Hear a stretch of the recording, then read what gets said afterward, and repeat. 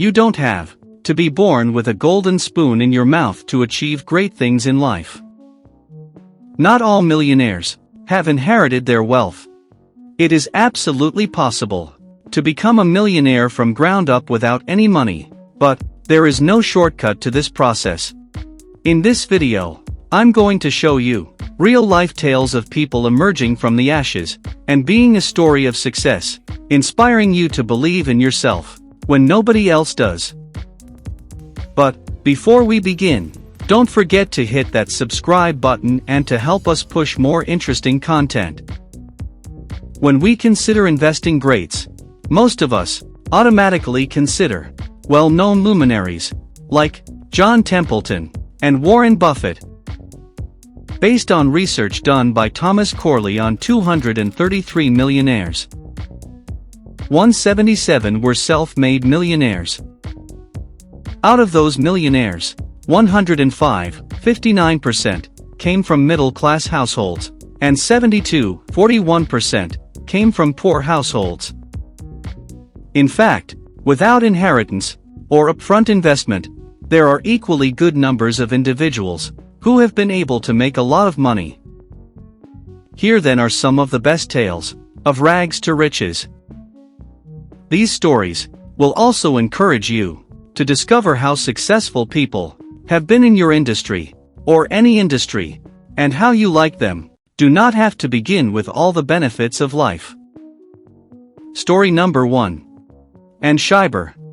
She started with $5,000, and in the end, her portfolio was worth $22 million. Here's how she did it. Ann Scheiber, who served as an auditor for the United States Internal Revenue Service and retired in 1944, was an obscure, reclusive, and extremely frugal New York woman. She never earned more than $4,000 a year in wages, and while she was an outstanding employee, she never got a promotion. During her 50 years of retirement, her life became notable for her achievement as an exceptionally skillful investor, and eventually, as a surprise philanthropist, in favor of women's education. Ann Scheiber had a number of unpleasant encounters with financial brokers in her early adult years in the 1930s, and finally retired from her work as an IRS auditor in the mid-1940s, with just $5,000 saved and an annual pension of $3,100. While living in her frugal New York flat, she then spent the next 50 years researching the markets and collecting money.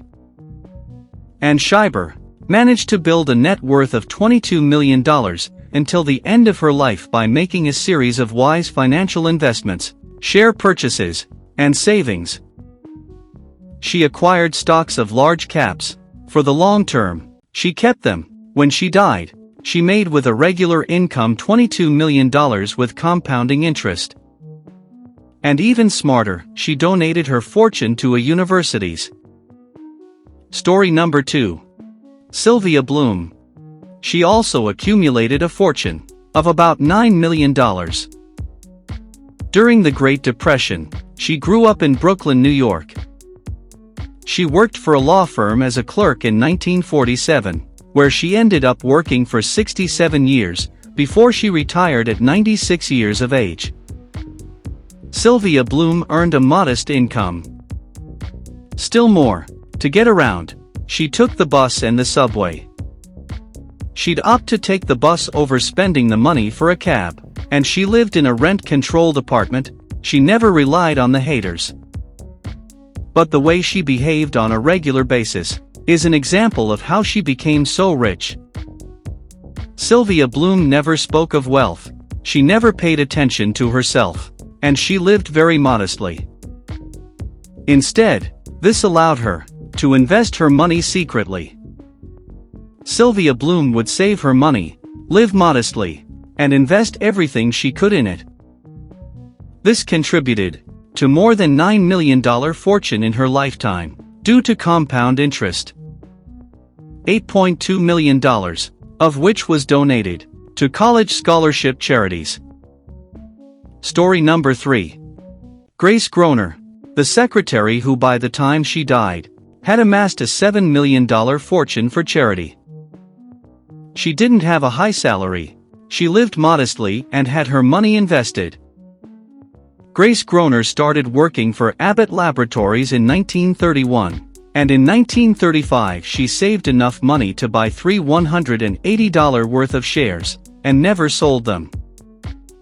As the shares divided several times over the next 7 decades and Grace Groner reinvested the dividends, she made an immense profit from only 3 Abbott shares. Grace Groner never increased her lifestyle, despite the stock skyrocketing in price.